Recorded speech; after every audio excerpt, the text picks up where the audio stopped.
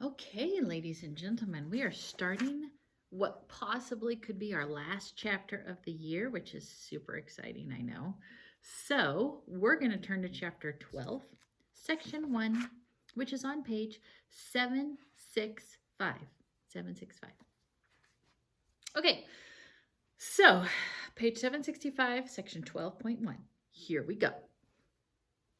So we are going to talk about inverse and direct variation. Direct variation is when one thing happens, another thing happens the same way every time.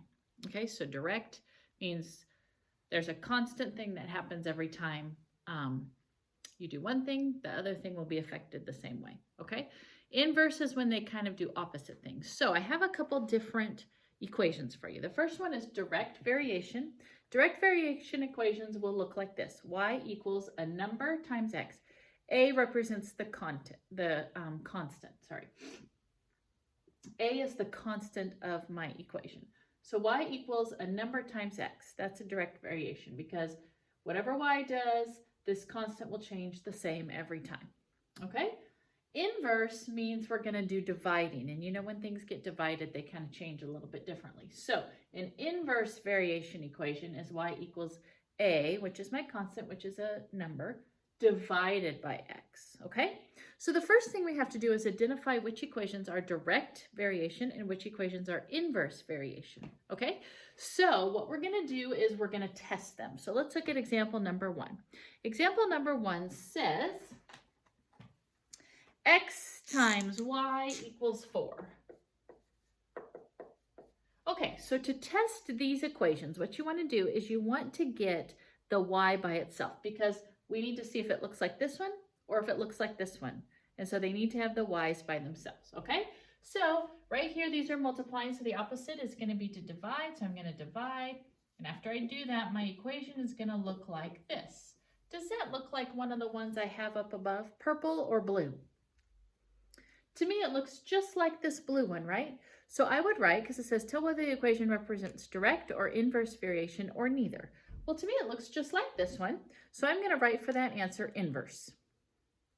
Okay? And in this case, they didn't ask for it, but I just want to make sure you understand the constant would be 4. That's that number where the A is. That's the constant. Okay? So I'd write inverse. Let's look at B. B says y divided by 2 equals x. Don't be fooled and think because you see a division problem, it must automatically be this one. You got to solve for y before you can tell which one it is, okay? So let's get this y by itself. If we're dividing by 2, we need to do the opposite, which is multiply by 2. So y is going to equal, I like to put my numbers before my letters, and it's going to look like this. Does that look like one of these up here? Looks like purple to me, right? Y equals a number times x. My constant would be 2 if they asked for that. But this looks like a direct variation equation to me, so for that problem I would write direct. Hopefully we're getting it, okay? Let's look at C. Example C is y equals 2x plus 3. Okay, well the y is already by itself, so we don't really need to move anything. But does this part of it right here look like either of these to you? They don't really look, because they have this crazy 3s hanging out here on the end, right? They don't look like either of these. So this is the case where I would write neither. Okay? So that's how you do the problems where it asks if it is direct, inverse, or neither. You rearrange it so the y is by itself, and then you see which one of these it looks like. Okay, let's look at example number 2. I'm thinking of you for this example because there's graphing, and I know how much you love graphing, and you've missed it so much. So congratulations, we're getting to have it again. All right, so I know one of you is particularly excited. All right, graph y equals 4 over x.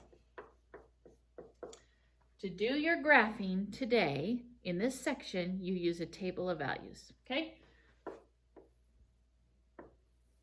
So we're going to do our table of values. They made a huge, ginormous table of values. We're going to try using -4, -2, 0, 2, 4. The reason I don't use just go by ones is because I need to have a little bit more space so that I can see where my line's going to go, because it's going to do something crazy. Okay? So we're going to plug it in. 4 divided by negative 4 is negative 1. 4 divided by negative 2 is, and if you can't math this morning, that's okay because they gave it to you in the box right there. 4 divided by negative 2 is negative 2. 4 divided by 0, when the 0 is on the bottom, that's the undefined one. So that's just like not possible. So I'm just going to go like that. Not possible. Okay, the next we're going to do is 2. 4 divided by 2 is 2. And 4 divided by 4, plug that in there. 4 divided by 4 is 1. Okay, I didn't really do tons of points, so this might not turn out to be so great. They did many more than I did, but we'll see what happens. I know what the line is supposed to do, so that helps me. So 0, it can't even go to 0, but let's do negative 4, negative 1, negative 2, negative 2. Okay, then we're going to do 2, 2, 4, 1. You're like, what in the world is happening? Let's do a 1 just to be, so we know what's happening. I'm going to also add to my thing a negative 1 and a positive 1. So 4 divided by negative 1 is negative 4. And 4 divided by 1 is 4. So let's add those. So negative 1, negative 4. The reason I did that is because I couldn't really tell where my line was supposed to go. Over 1, up 4. So I added that. Now look at what these do. These are the craziest things.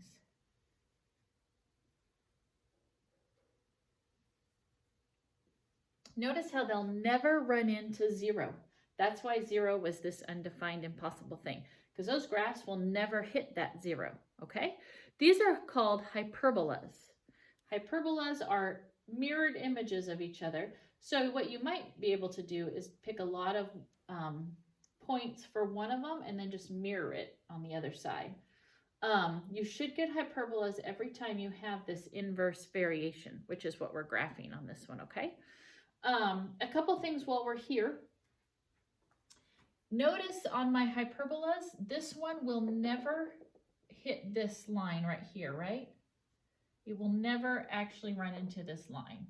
And when they come like here, they'll never actually run into this line. They just come really close to it, but they don't actually run into it. So those are called asymptotes. Asymptotes are the lines that the hyperbola will come right next to, but not actually ever hit, okay? That would be an asymptote. And in this graph, the asymptotes are the x-axis and the y-axis, because those are the ones they'll never run into. Okay, so those are called asymptotes. So example number 3 says to graph. So they did graph it there. They graphed it in red.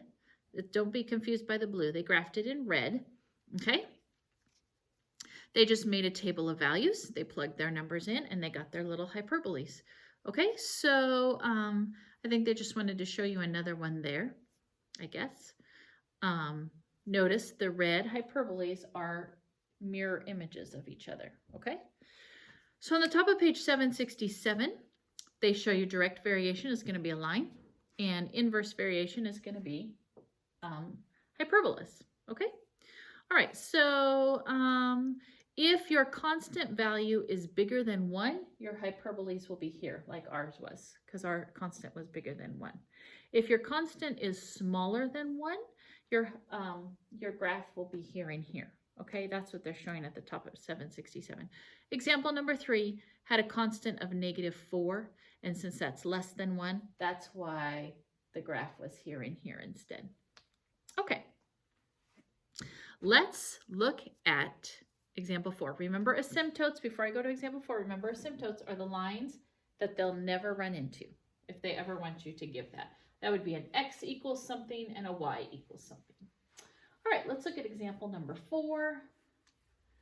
Example number 4, use an inverse variation equation. Okay, the variables x and y vary inversely. So I'm going to use this equation right here because that's my inverse equation. Okay, y is 6, it tells me. And it tells me x is -3. What I'm doing with this information is I want to find the constant, which is a, so I can rewrite my equation with a number instead of an a. So it says write an inverse equation that relates x to y. When it does that and it gives you the x and the y, they want you to plug it into the equation, solve for a, which is our constant, and rewrite it with, instead of an a, we have a constant in that position instead. Okay, so first of all, we're having to figure out how these two are related to each other. So we're going to plug it in for x and y. When we plug in our x and y, we're going to solve. So we're going to multiply by -3. Those go away. This would be -18. So the relationship between the two numbers they gave us is -18.